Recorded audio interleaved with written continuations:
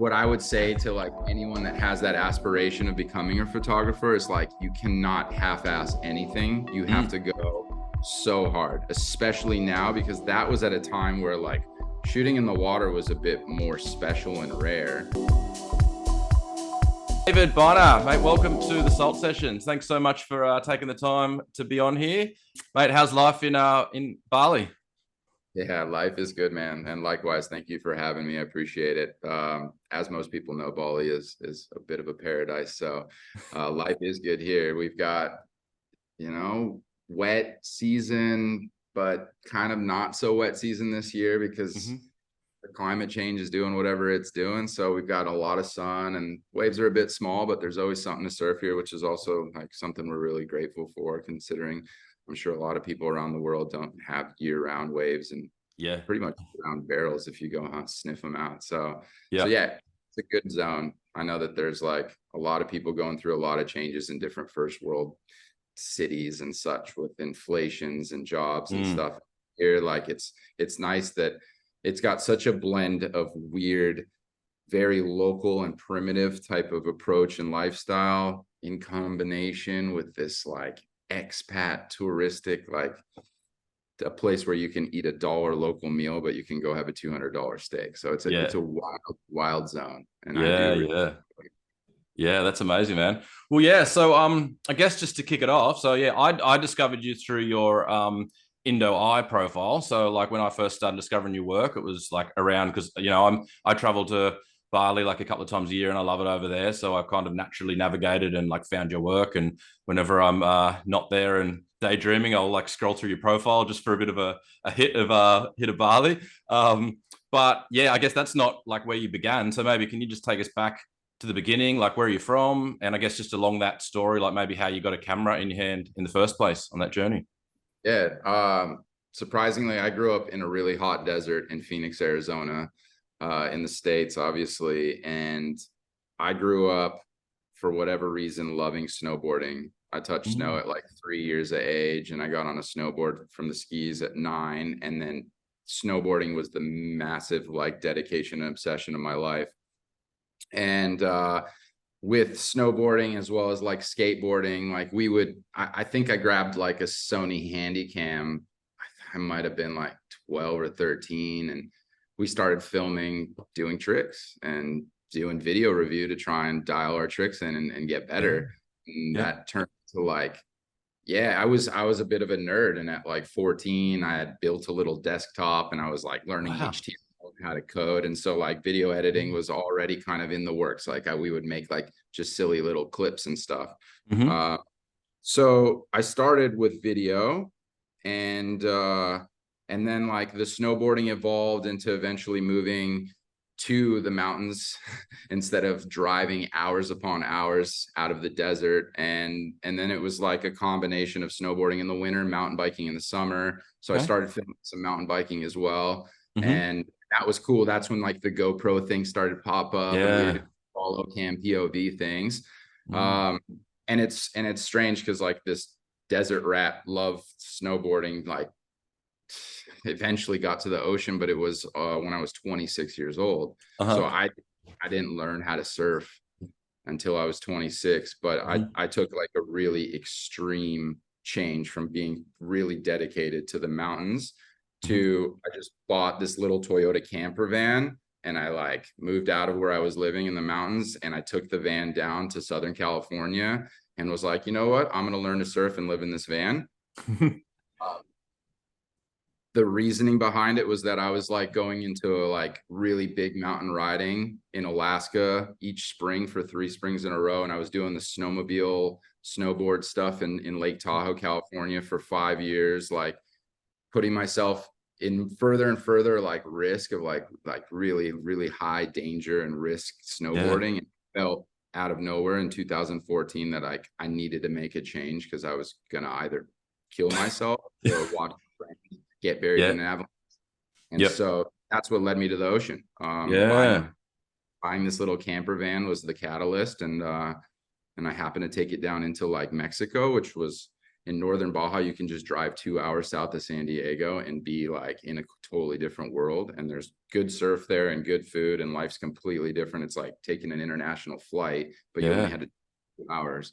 And Yep. so I saw that, and I still had no clue about surfing, but I was like, something seems better here as far as the surf goes and how people seem to approach it. There isn't as many people.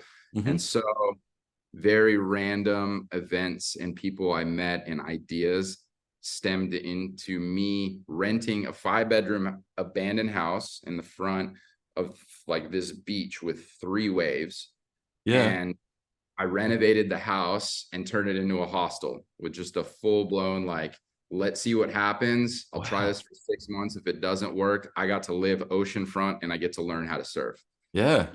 And it was sick. Like, it was a crazy project. I was learning a language and trying to assimilate into a culture in Mexico, but I could still drive 2 hours up and like see my family and friends. And Yep. yeah, like, learning to surf is like one of the hardest things ever. But if you've got guests that are coming down, staying at your hostel, and they all Yeah. surf pretty good compared to Yeah. you, and you go out every day and like learn from these people, and you're immersed in it, like, Yeah. yeah, obviously my life like got really like dedicated and turned into like that love of surfing. So Amazing. Yeah. there was a friend of mine who actually lived part-time down in Mexico as well, who had a water housing, Mm-hmm. and saw him like go out and like even had a session where I was surfing and you got a couple photos of me, and I'm like, man, this is like, you got to figure it out. This is really cool. You Yep. know, if you're surfing, this is the next best thing. And not Yeah. to mention like what you get to capture is so special. Yeah. So I was very influenced by him. And then I had a couple more friends that I developed having this hostel and having so many people come and host them, that they had water housings. Then like this guy came with a drone, and I was like, well, it's the first time I've seen a drone and someone operate it. And he was getting this like epic shots. And I was Yeah. just, well, okay, this is all really cool. Um, and yeah, after like not even a year of surfing, I decided I want to go on a surf trip. And I knew someone that went to Bali quite often and other parts of Indonesia. And it seemed like so far off the radar of anything that I had like known about or comfort zone. I'm like, Southeast Asia, that's pretty wild. Hey, Yeah. dude, can I tag along? Can you show me the ropes? Yep. He was like, yeah, let's go. Yep. Flew to Bali with like 9 months of surf experience under my belt. It's funny, yeah, because it's a long way from the States as well. Like for us in Australia, it's like just our local trip, but it's a mission to get there for you guys. I didn't even know where Bali was, what Yeah. country it was part of, nothing. Yep. I think I may have seen some things he had posted on like Facebook about like this tropical zone that he goes and surfs at. And I'm like, look, I put on wetsuits here. I want to go somewhere warm and see what that's like. Yeah. Yeah, it was like 22-hour flight journey with like one layover minimum. Yeah. And you just you get to a place like Bali when you're used to like the States or the first world, and you're like Mm. overload, you Yep. know, the Yep. smells, the honking, the traffic, the like the difference in lifestyle. And so Mm. I was hyped, man. Like, Yep. I immediately thought like this place is like so stimulating because it's so different from what I know. Even Yep. Mexico, Mm. like this is on another level of like unfamiliar, Yep. and immediately drawn to Indonesia and Bali. I fortunately spent over 2 months on that trip. I went to Sumatra, I went to Sumbawa, I went to Lombok. So like I got a good taste Yep. of Indonesian surf, Indonesian people, Mm. and the different cultures. And so when I went back to Mexico to continue running the hostel, like nothing really felt the same. The waves felt super weak, and the environment didn't seem like so beautiful anymore. Yeah. And I just could only think about Indo. So it was Yeah. natural that like it stayed in the back of my mind. Mm-hmm. Up doing a few more trips over the next year and a half and exploring more parts of Indo. Mm-hmm. And one thing that really led to the photography stuff was like being in the Mentawais in like 2015 or 16, and like wanting to see what I look like surfing and buy Yep. photos, trying to Mm-hmm. learn. I was in such a stage of trying to get rid of my snowboard style and like learn how to surf better. Yep. And couldn't buy photos. Like there was no one around shooting. And like one person might be shooting and then you try and track them down and they couldn't even be bothered trying to sell you like shots. It was difficult and immense. It's remote. People are on different Yeah. islands, but like I just came back, got the news that I had to basically shut down my hostel. The owner of the house that I was renting it from said he needed the house back for his family. And Mhm. like, it was a shame because that was almost 3 years and I had a lot of employees and brought a lot to the community there in business. Yeah. But I just knew in the back of my mind, I was like, it's all right if this is the case, if I've got to let this go, because I'm going to Indo and Yeah. I'm Seems like buying. pretty divine timing for it to all happen. It was. So Yeah. yeah, bought a housing, bought a camera, bought a drone, moved to Indo. It was Yeah. like getting the proper working visa and going full in. So that Yep. was what I would say to like anyone that has that aspiration of becoming a photographer is like, you cannot half-ass anything. You have Mm. to go so hard, especially now, because that was at a time where like shooting in the water was a bit more special and rare. You Yeah. know, the housings were a lot more expensive and it was Mm. just, it wasn't the information that there is on the internet now. So the learning curve was really tough. Yeah. And now it's like anyone can go spend $300 on a cheap housing and like Mm. $600 on a mirrorless, and they're shooting, they're in there. Yeah. But yeah, the full blown dedication. Like I I come from a business marketing background. Like I went to uni and have a Mhm. business marketing degree and like was able to implement that into a lot of the stuff developing like my career, as far as like being able to make money while doing fun stuff like snowboarding, and then randomly start a hostel and market that and create a business out of that. And then I Yeah. came to Indo and said like, I'm starting Indo Eye. I'm going to be a camera operator and I'm going to Mhm. do everything I can to learn as much as I can.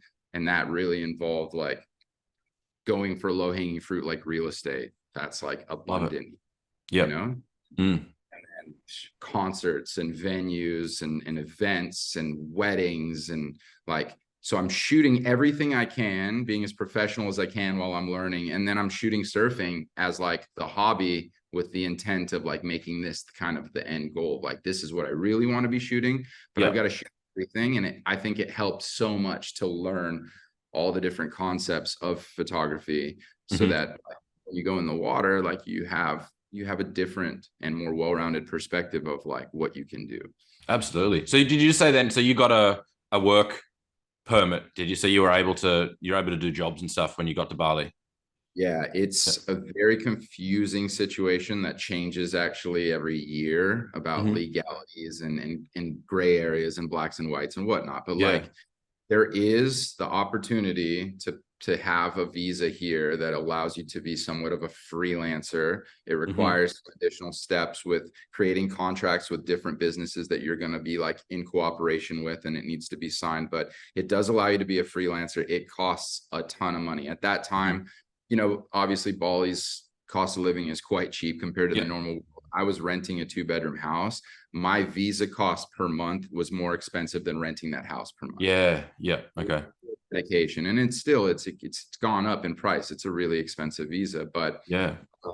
again, like you just have to have that mentality that I'm going to do things right and I'm going to Yeah, do for it. sure. And so And just for people listening, so you land in Bali, you get yourself set up, you get this visa, and then you, like you said, you're practicing the surf stuff on the side with maybe some future intention. And so then, yeah, what did it involve to get yourself like set up for this other stuff? Is it literally just door knocking? Like you said, it's kind of a slightly different environment than maybe like a traditional Western culture. networking. I Yep. mean, just as much as you have to fully dedicate yourself to go anywhere and make anything Mm. out of what your passion is, like it involves other people. Yep. You can't do it alone. And so I tried to speak to as many people as I could and get to know the community, understand like what are the expats doing here as far as business? What are the locals doing as far as business? Where does media fall into that? What do people need at this point? And like that Awesome. was when Instagram was extremely new and booming, and it was easy. You know, everyone needed marketing assets, Yeah. and point there wasn't portrait mode on iPhones or yeah. like, Yeah. you're like, cool, I've got a camera, I've got a nice lens. Look, Mm, boom, snap one photo. They're like, that's beautiful. That stands out. That will help yeah. my business. It was Mm, easy in a sense, cool. you know. Yeah. It required fully like just speaking to everybody and saying like, oh, like this is what you do. Well, this is what I do. And Yep. if you want, I'd love to see how I can help you. Yep. And Yeah. a lot of times too, like you've got to put yourself out there in a very low value at that stage Mm, for work, for you know, sure. whatever it takes to start a relationship and then build from there. And the Mm, same with surfing, like, you know, I remember doing like my very first boat charter, which was like the dream of mine as far as like where I wanted to get to moving here and shooting surfing. I wanted to work on charter. yep. And like charter was just an invitation to shoot and it had no pay. And Hmm. it's like at that stage, like that was the most stoked I had ever been after buying my camera. Totally. Like Yeah. I Yeah. don't care about getting paid. I'm gonna be Yep. shooting. At that point, I got lucky. I got to shoot pros on a boat trip on an Yep. island I've never been to in a You place probably that's pay for the experience. Yeah. and then you fast forward Mm, like years later and you're mm. like, you've got to understand your value as well when you put Yeah. in that time. And it doesn't Mm, matter the environment and like who's charging what. Like you yep. need to know your value and you need to uphold it. And Yep. like there's a certain point where that free work is like not even a question. Don't even do it unless you see there's a Yep. relationship needs to be built and you're but like that's the other problem that I think most of us surf photographers have are that people that just don't value their work and it completely affects the entire industry. The whole industry. Yeah, for sure. Yeah. Yeah. So then tell us about the evolution of your surf stuff then. So you're doing some, you're doing some work to pay the bills and you're learning your surf photography. So are you down like in Uluwatu area at this point? Is that where you were? Yeah. So I mean, yeah, like as far as, I mean, it's not necessarily they're not all the easiest waves to shoot from the water there. So how did that kind of like evolve? Were you kind of just naturally fit from your other stuff anyway, or was there a bit of progress in that? Yeah, like coming from like downhill mountain biking and snowboarding, snowmobiling, all this stuff, like the water impact to me was like, oh, this is mellow. I'm not smashing my face on Yeah. rock. Yeah. So yeah, there's reef, but Mm. it comes with some, understanding of how you can manage it, and it just Hmm. doesn't have the same exposure of consequence constantly. So I threw myself out there hard. Like Cool. I loved Mm. the consequence and the thrill and the adrenaline, and I put Yep. myself in crazy situations that like I learned a lot quickly, and I Hmm. didn't have a lot of fear. And then Yep. this is the best place to like conquer those fears straight away. Like Yep. I was swimming Uluwatu in the first month that I Awesome. moved to Indo, and I had only had a camera for a few months. Yep. And next year, like cool, like let's go to Padang, let's go to Mm. Bing, Yep. let's go to Promise. And like there's every type of wave, there's every type of channel setup and current for you to immediately like learn what do Mm. you do in different scenarios. But like, yeah, I didn't have years of experience in the Mm. ocean surfing. Yep. So it was really cool to come in with somewhat of a fresh perspective of like, I'm learning how to surf and I'm learning how to swim, but I'm Mm. like doing it in a place where like the level of these waves are like they're going to ramp up my learning curve immensely, and they Yeah. did. Yeah. and Yeah. and then it was like that same within the same year I was out in the Mentawais. I got work out there, and I'm like seeing true perfection of waves. Yep.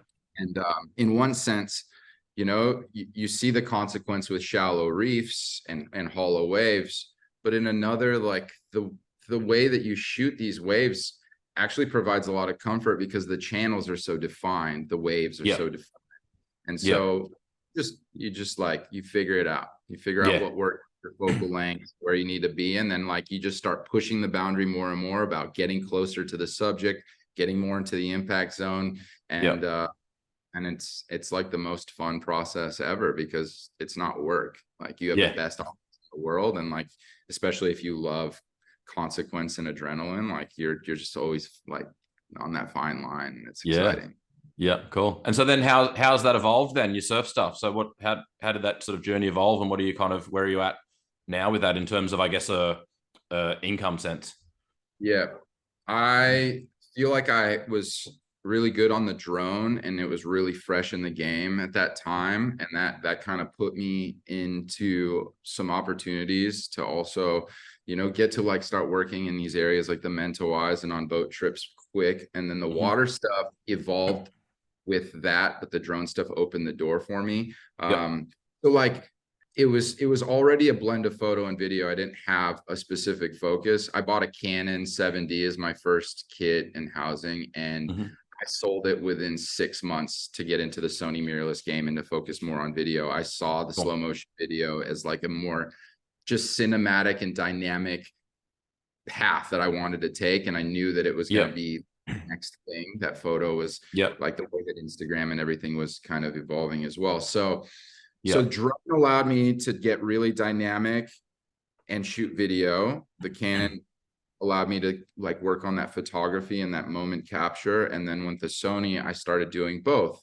And then I just wanted to focus more on video than photo because I knew it was the future. I enjoyed the editing aspect. I found that my business minded, background really applied well with working with customers that had businesses, that I could create these really nice marketing assets from a marketing background and shoot a certain way, incorporate product placement, edit a certain way that was like really attractive. And yeah, Instagram at that point, like it really fired things up. Like I was able to shoot a few little things for Singleton, the famous bar in Uluwatu, and like you show some surfing in front of this amazing view, and then you show people partying, and you put that together on Instagram. And back then you could imagine that blew up, and like stuff like combined with some good surfing, people were like, damn, like, this is really interesting work. People follow things are a lot now because there's a million people putting out the same type of content, but back then it was special. It ran things up, and it allowed me to just say, cool, like video is where I want to focus. So I started working more consistently in the Mentawais on boat charters, and that was a huge step towards becoming extremely proficient in shooting. Anyone can grab a camera, go in the water, shoot a ton, and find one or two things in there that's going to be able to be edited up and posted and look like they're epic, whatever. But the difference is the consistency. If someone were to say, I want to hire you for a private, you go out there, if you've got a 98% success rate of nailing shots, sharp, focused, like that skill is very, very much like a core competency compared to like someone who has a horrible success rate, but is able to find something in there, edited a certain way, and then it looks like they're an epic photographer, operator. 100%. Mentawais was amazing because like working boat charter, shooting 10-day trips, 13 trips in one season, you get so much repetition. You learn your settings, you learn your positions, and that was a huge step towards me having the confidence of like moving forward to wanting to get into bigger levels of production and also bigger cameras. Like I always just wanted to work with Reds. I wanted to like separate myself from that normal kind of prosumer, and I wanted to be in that cinema world. So that was the goal. Lots of little different speed bumps in between because I had I had 2 full years basically working in the men's, and then COVID hit the next year. That I think affected people all differently in different ways, but as far as work goes, like that was a tough time. Definitely. 100%. And I want to talk to you about your time during then. But just want to recap on that. The fact that you mentioned, just for sort of up and coming photographers watching, the repetition thing that you just like spoke about then, I just think is like so important. Like when I first decided to get into photography, like my whole business name, like Daily Salt, comes from the fact that I was like, when I started, I'm like, I'm just going to go out every single morning and shoot every sunrise, shoot waves at every sunrise, like no matter, didn't check conditions, didn't check weather, anything like that. I'm just going to go every day, because if I can shoot in as many different conditions as possible, then I can start to learn different aspects, and then I can come home and like study those photos and why they work. And then, like you said, like learn all the settings to a point where it becomes second nature. So then now when you go out and shoot and the conditions are epic, you're just ready to go because you've done so many reps with the just the basic stuff, like how to actually make sure you're getting, good, correctly exposed, sharp photos, all that sort of stuff. Like you've done that time. And I think, yeah, it's just super important to hear because I just think, yeah, a lot of the time, like you talk to people and it's just the nature of the social media world now. It's like a lot of people either want success, whatever that is, too quickly, or want that glory photo like that you were talking about. But most of the time when like you're talking to people, it's like a lot of people aren't either willing or aware of like the reps that people are putting in behind the scenes to have that portfolio or have that, that competency. So yeah, I think that's really cool that you mentioned that because it's yeah, it's super good for people to hear. Yeah. It takes time, and Mm. some people just want, quick rewards on everything, Yeah. but like, shooting, it takes time to get to a point where you can even do it competently. And then from there, you have to develop a style, and Yeah. you have to develop something that's going to separate you. Or, I mean, maybe some people don't strive for that, but I think Yeah. as an artist and a creative, I hate that, like, I have all this amazing inspiration at my fingertips to swipe through, but at the same time, like, I don't want to be led towards being like Yeah. those examples. Like, Mm. Yeah. there was a really there was a huge benefit of not knowing anything about surfing and not diving into like learning about it online and just going out and doing it and not being influenced in different ways of like what's cool. Yeah. Well, what, yeah, it's Yeah. just influence is really powerful. So Yeah. Absolutely. Yeah. you Yeah. have to No, that's like, amazing. the more Yeah. you're doing it, the more you're learning what you like. And if you Mm. can just focus, as you said, if you're putting in every single day, Yeah. like, it doesn't matter what's going on around you. You're so engulfed in your process that it's going to naturally come like, oh yeah, now I can already filter out all the stuff that I'm not into. And you just know like, oh, that's the shot. Boom. Yeah. And that's you. And Yeah. that's what I focus on, is like being you and finding what stokes you out the most. Absolutely. Yeah. Well, I mean, the more shots you take, the more like you're looking at your own stuff afterwards and starting to, there's certain things that's like, tend to jump out. And if that happens like over and over and over again, you start to be like, oh, that's actually what I really like. That feels like something that's like organic to me. So yeah, no, that's really cool. Yeah. Yeah. So you touched on the COVID thing then, and I'm going to let you like tell this story, but you've got a really super inspiring story that I want people to hear about the time during COVID over there, the People Must Makan project, which is the People Must Eat project. I don't want to spoil any of it, so I'll let you talk about it. But can you just tell us about like COVID over there and yeah, and what you ended up doing? Yeah, let's dive into it.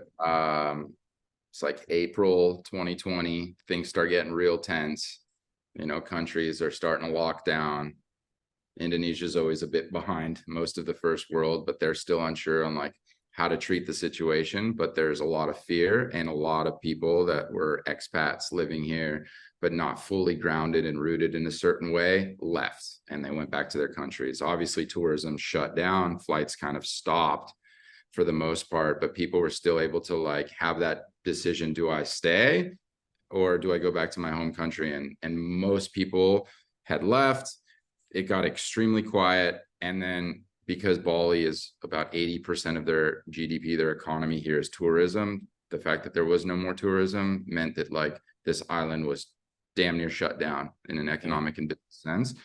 And it didn't take very long to really see how bad it was for the local people. They literally work on like a weekly salary basis to survive.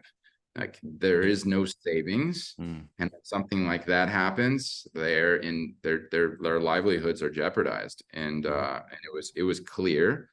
And all the while, like the people that stayed here were like, okay, well, this is a great time to go surfing, but the beaches are closed and things are tense, and people were like sneaking around into beaches and stuff. And I'm not here to criticize people's decisions about the pandemic. I just, as far as what we saw a divide. The locals wanted to enforce these government regulations. They really did turn, on a sense, like on everyone, and like there was a lot of tension, there was a lot of criticism, there was a lot of negativity. Mm-hmm. And it was really difficult to maintain any sort of like positivity and happiness with so much happening in the world and so much happening locally, with the criticism and the negativity, and like even just going to surf to release, like your thoughts, get in a meditative state, go enjoy Yeah. yourself, was something that you were at that point like risking, even like getting hurt because Mm. people were throwing rocks and slashing Yeah. tires. So Yep. with all this negativity, there was an image that I had taken maybe 6 months prior, and I never did anything with it. I knew it was a really special image, and there was a certain point where like something would come where I wanted to do something with it. And like I one day had like kind of to the top with like all the negativity, and I said, all right, cool. Like I'm gonna post an idea.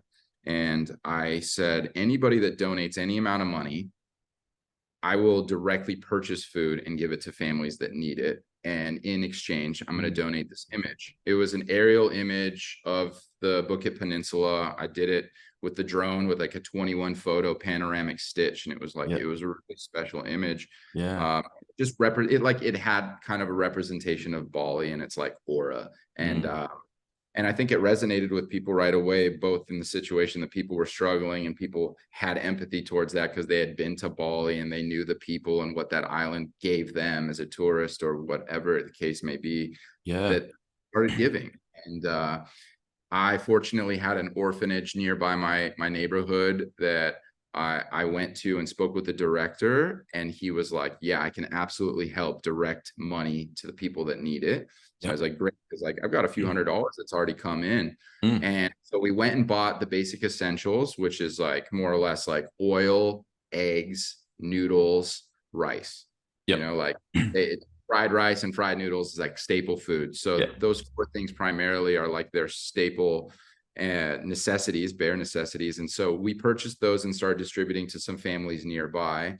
And I was documenting everything, and the social media like power and positivity started to shine in such a way. I became like so relieved and proud of like people and community and what it Yeah. could do, because it got to a point where it was quite difficult to manage. I was like speaking to all these people around the world, trying to give them different types of bank accounts and ways that they could donate money. Eventually, I started a GoFundMe, and I was able to document the journey through there, but also Mm. using my Indo social media and just constantly showing like going to the store, buying more food, Mm. distributing. And then I was meeting with these local community leaders and political leaders that were helping me organize in a mass way for distributions, where we would gather data of the families that needed help the most. The heads of the Yeah. households would meet on one data location, and we were starting to distribute 200-300 packs, each pack Amazing. being a family of 2 weeks of food. Yeah. So in the end, it was incredible to see that an image was able to spark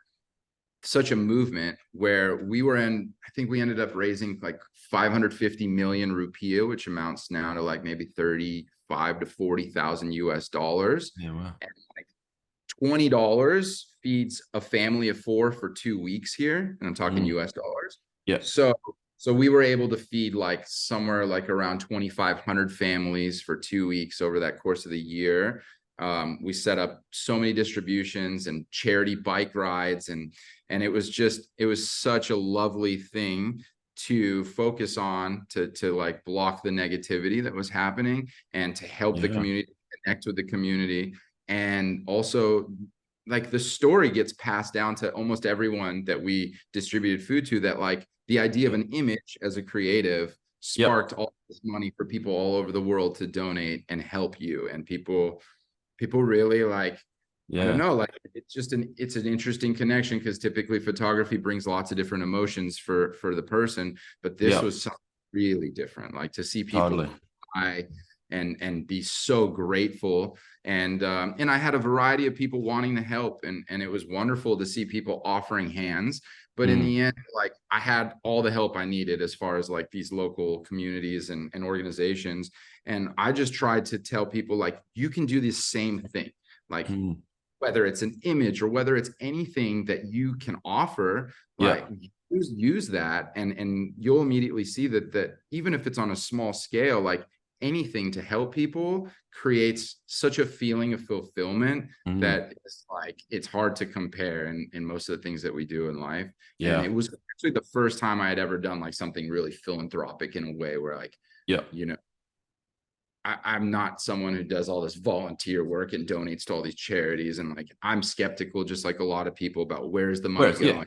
Yep. in this like Yeah. little grassroots thing Mm. where Yeah. I'm like, cool, like I'm tracking, I'm tagging people, I'm going to the store, I'm buying, I'm documenting everything. Like it was, I was concerned a little bit about like credibility, but it all went away really quickly when I saw the power of it. And Yeah. I told people like, do what you can, because even at Mm. the tiniest little level of like someone even in your neighborhood that you know is struggling, Yeah. like just a little something goes a long way, and then it can snowball. Absolutely. So that was cool. That took like a lot of time off of actually shooting. Yep. I was more just documenting the process. And funny enough, you think as a creative, as a pro photographer, videographer, that like you need to constantly be like evolving your professional like skill set. But even documenting what I was doing then helped Yep. so much in the future of like being able to know how to like engage and connect with the wider audience in different Yeah. ways than just portraying professional imagery. Yeah. And and like, yeah, again, like the goodness I saw from people giving and the goodness I saw from people receiving with gratitude, like that already like sparked a completely different Yeah. inspiration push towards like moving forward. And like, and then when things started to open up and I could let off of some of this effort, because it was a full-time job for a year, like I Yeah. went into shooting in a little bit of a different way. Like I think everything was a little bit reprogrammed in my mind about Yeah. how you can connect with people. It's Um, amazing, man. Like I think, yeah, like it's you very humbly mentioned that a photo like sparked this thing, but and like obviously that's the catalyst, but it's like your the fact that you cared, the fact that you can't like, you know what I mean? I think that's the thing. Like when you're saying that people would like, locals were seeing this and going, oh, it's amazing that a photo can create that. But it's also that someone that's there that's not a local Balinese person is like, I can do something here and I can create something. And I think just that connection as well is something that is just like it's so amazing. Like it's super inspiring that you did it. But I can imagine, especially at a time like you're saying, where maybe there's, everyone had a tough time during COVID. So like you said, you don't want to like make any judgments, but maybe at a time where like foreigners weren't maybe necessarily cooperating with certain things, the locals, that kind of thing. The fact that then like you've been able to take something, take a really negative like time and turn it into this positive and come up with something creative, but do that for the local people, like is just like it's such an amazing thing. And I think it's always important. Like me and my wife are always trying to think about it like when we're traveling, but it's just so important for everyone to think like when you're traveling to places like Bali or anywhere in the world, it's not just a holiday playground for you to just go and get all your Instagram photos and do whatever you want. Like there's real people like living there, and so just that respect for the cultures, like wherever you are, like at any time, even despite that COVID time, is like so important. But then you've just taken it to this whole another level with this thing. So yeah, man, like massive respect and super inspiring. Like when I like heard all about it, also, yeah, it's incredible. It's really good for people to hear. I think, yeah. Definitely. And And even it's just the thing that you touched on then as well, like sorry to cut you off, but I think it's like it's super important as well. Like I think a lot of the same time, like people will hear about all these things going on in the world and like be like, complaining about stuff, like complaining about the president or complaining about this or like all this water cooler talks on such these big things. And I often just think like, couldn't your time be better spent just like, letting someone in at a grocery line or like, like not beeping at someone in your car, like the way that you said that, like, this is a ground roots like little movement. Like I just feel like rather than everything having to be donate to a big corporation where you don't know where the money's going or worry about all these things, the more I think that these like smaller organic cultural things can exist, like help someone in your community or just being nice to like a person, like that's going to have an on-flow effect that's going to spread a lot more organically than like just giving money to like a big company or worrying about like these other things. Does that make sense? absolutely, Yeah. especially when you have the opportunity to like directly connect with who you're Mm, helping. If yeah. you get it's fine, that's great. But like when you help somebody directly, like there's a connection there energetically that Mm, is incomparable to yeah. like disconnected and still feeling something like better for yourself, like, oh, I've done this and that's okay, like because you see and you feel from someone's eyes and heart, Yeah. and you have the opportunity of doing that literally every day, as you said, whether it's something as Yeah. simple as like wine or buying someone a coffee or like Yeah. anyone struggling in any way, Mm, like offering a little help. yeah. Yeah. You Yeah. never even If know where every that road. single person made someone else's day every day, then that's got a massive like on-flow effect of like just how, good people feel. So yeah. Yeah, Like absolutely. here, I think it's worthy to touch on the subject of how in a completely different country of your familiarity, you have people that come from different upbringings with different cultures, heritage, traditions, values. And the most important thing you can do to grow as a person is connect with these people and just to speak to them and ask them some questions. And they're going to ask you some questions. And you trading off the information of like how you were brought up and what you know and how you see the world and Yep. how they do will just bring so much wisdom for you to Mm, see quite differently that you may not have. But even like the simple, this just like I have some really wonderful local friends, mm, and there's so much that I learn from them that are just the most simple types of concepts. Just, whether it be their approach to spending certain quality time with their families, or how yeah. they view business and how they view money and how they view love, and Yep. how different that is for everyone all over the world. So I Hmm. feel really blessed to be here and learn from one of like the few remaining cultures, in my opinion, or like a lot of places that we go visit, where like they're surrounded by our Western influence, yet Yep. so many of them still like don't carry the envy, the jealousy, and the greed of like wanting to be at the same economic level, because they were taught certain values that like are just Mm, so much more humble. yep. And Yeah. that's what's really amazing about traveling, and also putting yourself in a position where you can just communicate. Like, put your Yeah. phone in your pocket and like spark a conversation with someone, and you'd be Yep. amazed what happens. Absolutely, man. I completely agree. Like there's this quote that's one of my favorites that hopefully I won't butcher it, but it's basically there are no foreign lands, there are only foreign travelers, or it's the traveler only that's foreign. And like I've always tried to take that into like every time you travel. Like when you go somewhere, like that land's not the foreign land that needs to accommodate to your ways, you know what I mean? Like people don't need to speak your language, and people don't, you know what I mean? It's not that. It's like when you go and travel somewhere, like you're the foreigner. So the thing is to, go and assimilate and learn, and, be the one who gives into that culture, not the one who's trying to, bend that culture to your ways while you're there. So yeah. Mm, Tourism is wild. yeah. Let's talk more about cameras.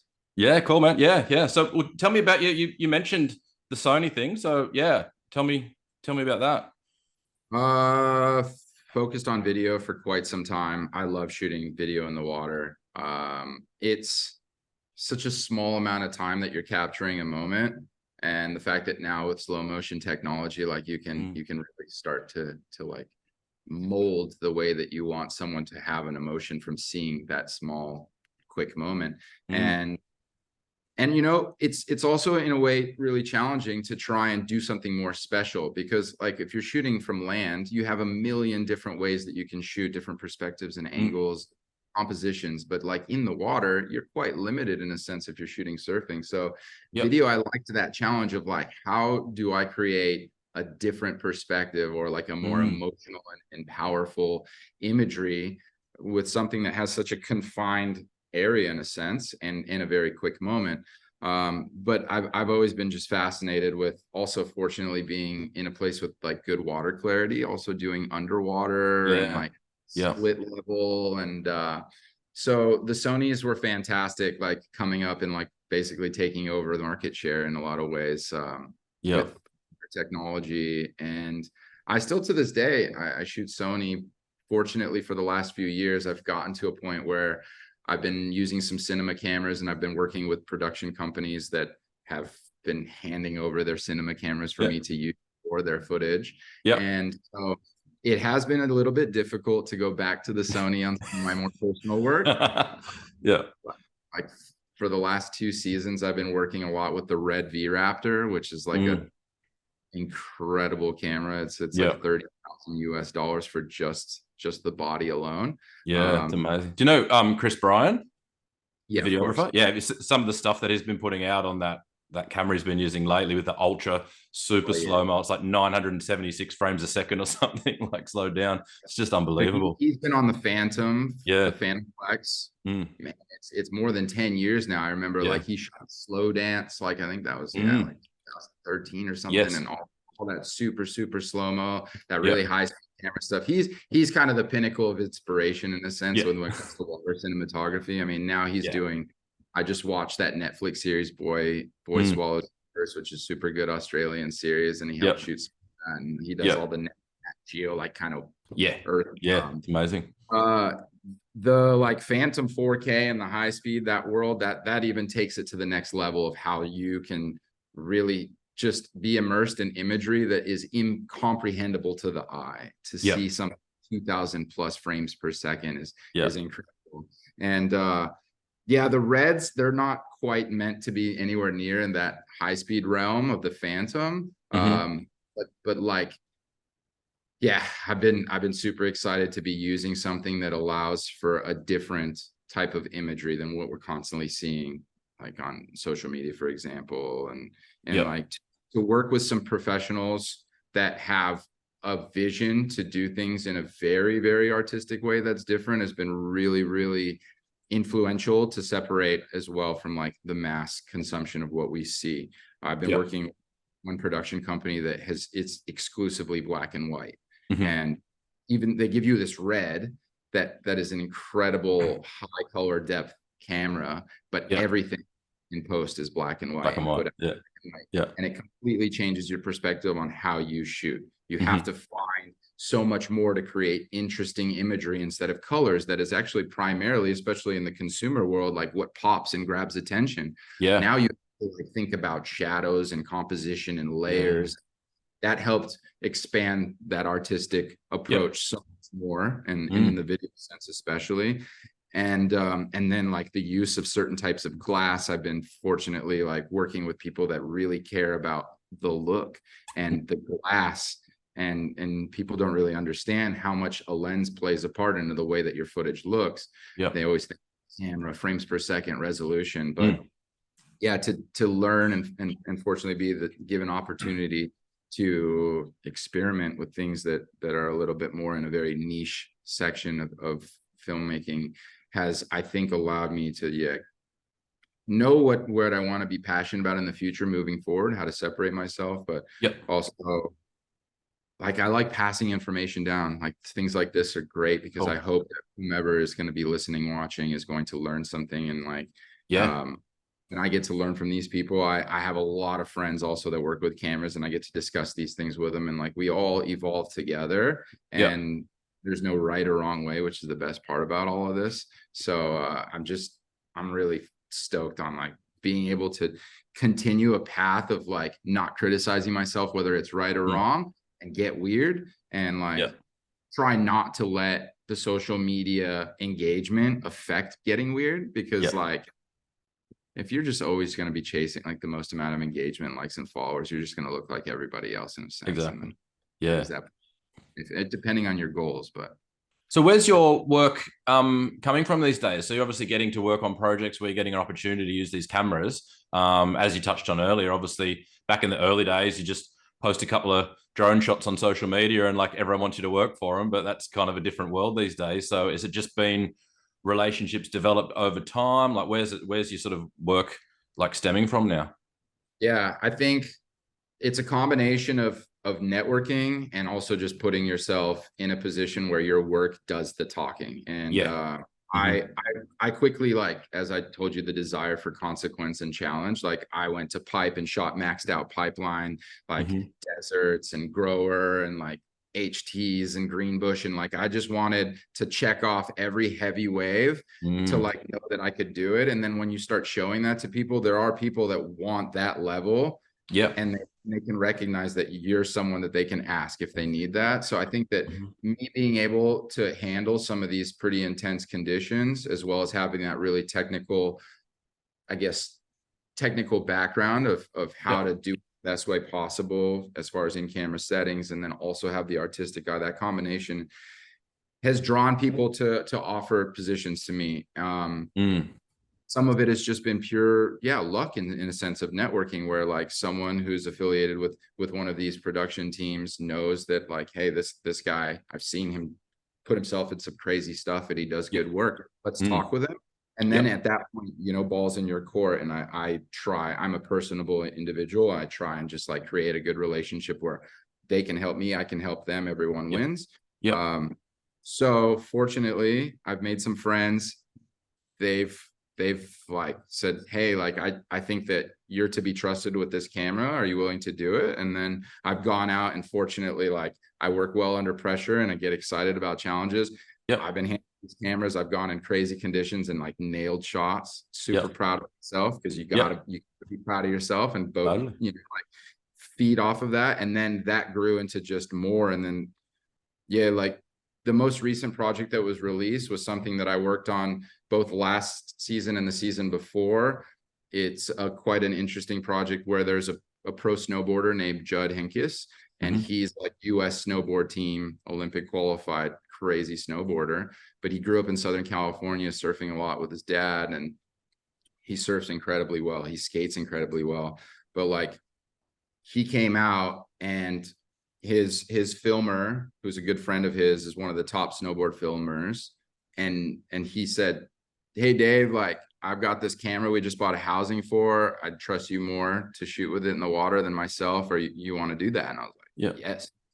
And that fortunately led into like us scoring a crazy swell in the Ments, and the sponsors being really into it and saying, no, like let's run with this, do a full project. And it turned into a Cool. 15-month shooting project where they were going to like everywhere: New Zealand, Canada, Alaska, shooting the craziest snowboarding. He's doing what Yep. he does in that world. But Mm. then like, like we got to go, I took him on 2 different tours from 2022 and 2023, all around Indo, all the like most wanted Amazing. waves: G-Land, Desert Point, like Yep. slaps in Java, Mentawai, like Kandui, HTs, bank Mm. vaults.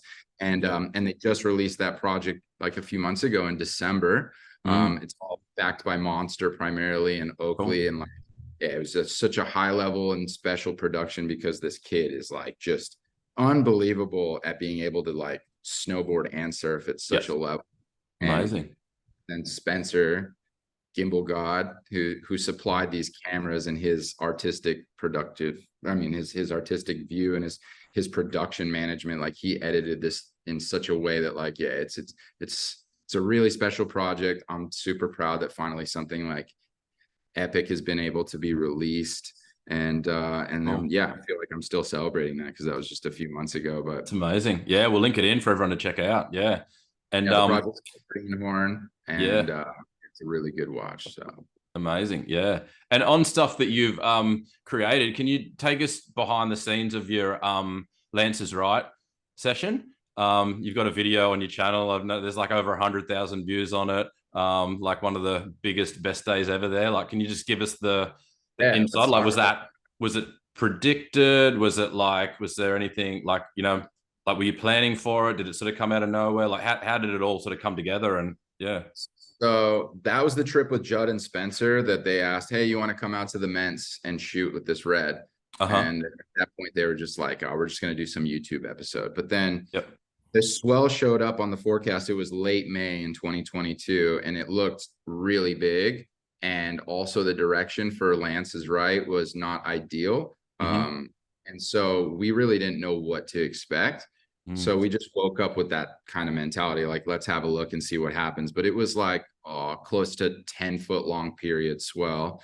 And Lance's is a magnet, and like it does that double up when you start getting into the 5 to 6 foot swell range. So this is like twice the size and power. And we knew Yep. there'd be crazy things happening, but we just didn't know how feasible it would be and what the winds would do. Mm-hmm. So that was an epic situation, considering that the swell direction didn't really have a lot of people who are in that area wanting to go to that specific wave. Mm. They were after other waves that were more accommodating for that swell direction. So Yep. in the end, there was only one boat charter in the channel, and just us guys on the land from the resorts and camps and whatever. Yeah. And yeah, like it started out like, whoa, there's some spitting double ups, and a couple legends already paddled out. And then Judd's never really been in waves like that. He's Mm-hmm. capable surfer, but that's like on a kind of a different level. And he was Mm. nervous for sure, but like, hey, let's give it a crack. And we went Yep. out there, and yeah, I'm shooting with the Red Raptor with a lights lens at this housing. It's Wow. $50,000 hour, like Chopu double up Yeah. spitting wave. I'm like, Yeah. all right, see Uh, what happens. This could be it. yeah. Uh, but like what a spectacular combination of swell, wind, and weather and surfers. Because like, firstly, the weather was insane. Most people see like the sets of the day came with like pretty heavy rain. So that Mm. rainy Lance's session is what most people know Yep. those shots that day from. But we had sun, we had clouds, we had rain, we went back to sun, back to clouds, back to rain. And it Yep. was a lot, and it created a lot of really dramatic footage that was really Yeah. special. Yep. We had some pretty crazy talent. Bronson was out there because the Yep. boat actually had a whole team of like Red Bull surfing riders on it. So like Bronson was killing it. Maya Gabiera, who holds like Guinness Mm. World Records for Yeah, Nazareth, she's was amazing. out Yeah. there. Yep. And then you've got some, like the low legends like Takey from HT's Resort, who's been surfing that wave in his backyard for like the last 10 years or something every day. Yep. He's out there, and there's just a variety of people. There were some like California pros, and there was just like some talent, and there Yep. weren't a lot of camera operators, which was rad. Yep. Anyways, Judd did incredible. Like for him, knowing that he's got a filmer and that these waves are of a different nature, like on average, he'd wait close to an hour per wave. And Hmm. and some of the other smart surfers out there were in that same position. So I was really stoked to see his discipline. And because Yep. like he waited for the right one, he took it, and he fully like just shined. Like he was Yeah. packing sick barrels, getting spat out. Yep. I may have fallen once on like 6 waves or something, but we got some incredible shots. I Yep. got shots of everyone. It was an epic day. And Yep. then what was supposed to just be a fun little trip for them and maybe a YouTube episode, that day was what really ignited the Greenhorn Yep. project. Yeah. Um, but yeah, like as far as shooting goes, let's talk about it. I was on a 35 mil lens, which in conditions like that, you're Yep. like, okay. Hmm. Fortunately with the red, because you've got this sensor with resolutions up to 8K, and you Yep. have frame rates that can change drastically if you change resolution. So like instead of 8K 120 frames per second, I could Yep. shoot 4K, and I could get 240 or even Yep. even closer to 300 frames per second. Yep. But what that also does is it's using smaller part of the sensor to crop Mm. in, which means my 35 mil lens is Yep. now for example, 4K from 8K is now 70 mil. Yep. So that made me feel a little more comfortable on Yeah. my position. You can sit back a bit. Yeah. Like Yeah. 70 mil still, like, I Yeah. like 70 to 200 on my Sony, and like shooting like big Yep. wave pipe and stuff, and having that like to just have 70 Yep. is still like, okay, well, let's see what happens. And there were a couple sets that literally I thought I was done. I thought I was dead. I swam for my absolute life. I swam as deep as I possibly could. And fortunately, there was just one set that proper smoked me. Mm. It broke way out in front. I couldn't get to the channel. I actually like tried to manage to like contain this huge housing in my chest, but it like Yeah. up, and it bashed me in the head, and it busted my nose, and my eyebrow was bleeding a bit, and I had to do a bit of like a shame circuit all the way back around. But I was straight back out there and stoking, like I'm still alive. This is cool. Yep. I did 2 swims that day. We came in and decompressed for a bit, and we went back out for another session. And like, yeah, it was all time. Yep. The footage was crazy. Maya and Takey got like some really crazy waves on this one set. Huge spits. Those are the shots Yep. that went pretty viral. And then like Yep. Spencer put together an edit on and put it up on YouTube, and that's like been a pretty cool benchmark, I think, because Yeah. yeah, the biggest and best terms get thrown around all the time, and there's a lot of criticism about the title of this video or whatever, but the reality is that people don't consider, even though they've seen a bigger wave, perhaps at Lance's, or a better shaped Yeah. wave, the fact that we had the ideal winds for almost the entire day, that it was spitting double up barrels all day, and Yeah. that size, like when you have people that have been literally surfing that wave and running boat charters out there for decades, like McGroder, and Mm. you have Jakey, who watches that wave every day for like the last, I don't know, over the decade, and they're saying like that's like the biggest, best consistent day they've seen. Like, Yeah. what haters I gonna don't hate I me. don't think anyone's clicking on that video, and like, I mean, and there's always whinges on YouTube comment section, but I don't think many people are clicking on there and thinking that it's clickbait, because like as soon as you start watching it, you're kind of hooked for the whole time. So yeah. I was Is there sick. I'm Essentially, fascinated because you do both. Is there any part of you like on a day like that that wants to shoot stills, or because it was a project, it wasn't even a thought, or how does that work? I think that in the last 2 years, my ratio of video to photo has gone like probably 85% video, Yep. 15% Okay. photos. Yep. And so I don't really have that in my head at all now. Cool. Like I Yep. much rather challenge myself and hope to accomplish like the video banger instead of the photo banger. Yep. Um, I definitely love when I get to the opportunity of like needing to shoot stills, and then I like try and get really weird nowadays. And I Yep. like that you can get a lot more creative in a sense than you can in the water with that limitation. Yeah. Yeah. I'm speaking, I guess, from land shooting stills and shooting in the water as well. Like you do have the ability to do more. Your compositions can be much more pulled back and let Yep. the landscape tell the story with the For surfer sure. not being the main subject. Where like in video, it doesn't work in the Yeah, it water doesn't like resonate the that. same way. Yep. Absolutely. Yeah. Yeah, because But you're not looking for it as long. Like you can study a photo for a lot longer if it's like small and landscaping. You can kind of pick out all the bits and pieces for sure. Yeah. Yeah. nowadays with the application of like how everyone's just looking at their phone is Yeah. really like challenging for me to appreciate the photography side of like how it's going to be absorbed by the world, because it really sucks that we're all like now so limited with this portrait mode for Yeah. exposure on the Mm. screen. Like Yep. because landscape is what tells this story, and like landscape Exactly. allows you to like really be artistic Yep. and so limited. And like Mm. now that you don't have like really, magazines are all dropping off, and like Yep. this whole digital evolution is like shaped so much of like the lack in a sense of like that artism. And I don't want to complain too much about it. Mm. I go with what I feel like I'm gonna enjoy more and try and Yeah. find a balance with people. And but but yeah, like Mm. video is tough because I like cinematic beauty, Yep. and social media likes quick, fast Yeah. action Yeah. and Yeah. material. Yeah. So I'm never gonna find like a good little balance between the two. So like I'm learning more to just do what I like, For and if ever sure. Yeah. so be it. If it doesn't, that so be that as well. Yeah. Do you shoot much like just for fun, I guess, just for the sake of it? Like if you're there and like the waves are good, like will you just go out and, or is it more like project based that you kind of, yeah. It has become a lot more work centric. Hmm. I think the equipment and like the meticulousness side of like how I take care of my equipment, and how, yeah, I just find myself like needing a more of like a goal and a reason versus Yep. just like to go out. Hmm. I think that there are certain applications in different categories of photography and videography that I do like to pull my camera out and I want to play around with things just on a personal level. But like as far Yep. as surfing goes, I've become so spoiled and jaded to the point Mm. where like I just want to shoot like big waves with talented surfers, and that's Yeah. tough. Yeah. But I And find my $50,000 balance. cameras.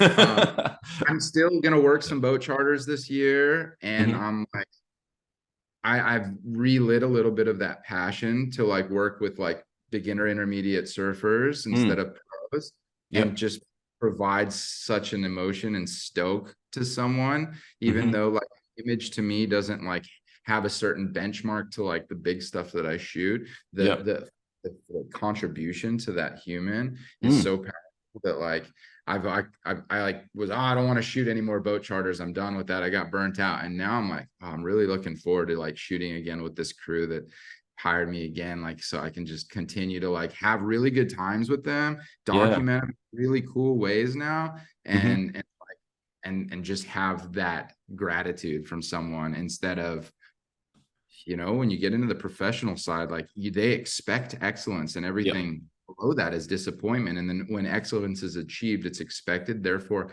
a lot of times there isn't even like a commemoration for it. Like they don't tell you that's good. That's like Yep. cool, nailed it, nice one.